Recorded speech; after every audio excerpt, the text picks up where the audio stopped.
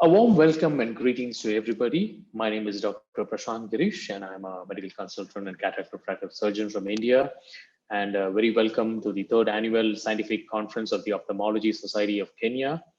And with a very great theme of blindness eradication beyond vision 2020. I'm very honored to be here, and I thank all the organizers and the jury for selecting this presentation.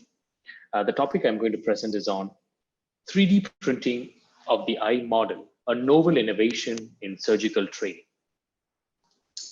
Before going on to my topic, I'm just going to give you a small introduction on 3D printing.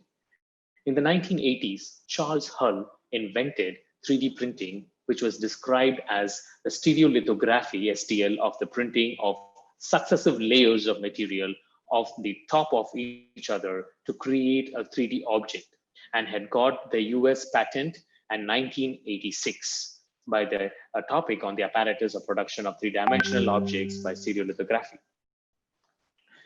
Now, coming to the types of 3D printing, we have three main types. 3D printing in stereolithography, which uses a UV laser which is shined on a watt of ultraviolet sensitivity photopolymer, tracing object which is created on its surface, the polymer solidifies, and the beam prints out the object layer by layer from the instructions given by a CAD software, which is what the principle we have used to print our 3D eye model. The other two types are the digital light projector, or the DLP 3D printing, which exposes a liquid polymer of light from a digital light processing projector. And thirdly, we have a multi-jet modeling in an inkjet-like 3D printing, which is a glue-like binder onto a successive layers of powder. This is just an overview of what 3D printing types are there. We're not going into much detail of it. This is just for a basic understanding. And these are some of the few commercially available 3D printers, like the Modex, the Ultimaker, the Dremel Digilabs, the Tractus 3D, and there are various prices of this. And nowadays, it's not necessary that every place we need to buy a 3D printer. People outsource the designs to central areas and get it printed and send it to their houses. So what is the process of 3D printing? So initially, you have a CAD software where you have a concept design that you're doing in the computer. Then you transfer that into a stereolithography.stl file, which is transferred from a USB drive into the 3D machine. Now, what happens in the 3D machine? There is something called as the fused deposition modeling, or the FDM, which is also known as the fused filament fabrication, which takes place there. So you can see here how the nozzle injects molten material, which is deposited, and it goes layer by layer, creating a complete sheet. So you can see the melted deposit, heat extrusion of the nozzle, and layer by layer two-dimensional slices. So these 3D printings can print objects depending on the complexity from around 20 minutes to 20 hours.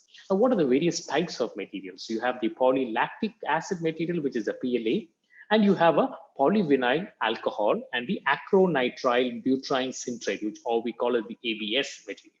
So when you compare these two materials, the PLA is most biocompatible, and the ABS is actually very toxic. So advanced printers use photopolymerizations, and many other materials are now available to get different objects. So 3D printing, if you notice, the customized process of modeling, improvements in the resolution, accuracy, and cost effectiveness, and the speed of the highly customizable manufacturing process. And this also helps to demonstrate anatomical and structural fidelity consistent with the patient's actual disease processes. So that is why 3D printing is gaining more popularity in the medical industry. This was published in the Internal Journal of Assisted Radiology. So some of these 3D printings have evolved into the field of ophthalmology. One such is the field in the orbit, where you can get simulated bone templates, trimmed Medar titanium plates with preparing for surgery with radiological images. You're able to plan for the surgery. There was a 3D printed pupil expanding ring, which was created by Dr. Canabrava. The 3D printed smart storage glide for the DSEC. So this was used to design and validate the efficacy of the 3D printed Smart Storage Glide, the SSG, which is capable of preserving and delivering posterior lenticules for the Decimen stripping and automated endothelium septoplasty. This was the Fiddle, which is an innovative braille puzzle toy, which was used for the children who are blind. And there was a 3D printed acrylic lens smartphone holder, which was printed. This was printed by Dr. Coltis from New York, which was a blepharoplasty forceps. So this was very convenient that Dr. Coltis actually designed it, sent it to the 3D printing office, and they made it in the CAD, sent it back. He had done a small modification, and it was resent. So this helps makes work very easy in adjusting, remodeling the designs and using it. And this was a 3D printed lens spectacles. 3D is also used very much in orbital dissections for the cadaver dissections for superior aspect of the orbit and the cranial cavity segment, and false colored digital files, and the 3D printed for the same, as published in the British Journal of Ophthalmology in 2015. Now, with all these, we inspired to build something called as the 3D eye model.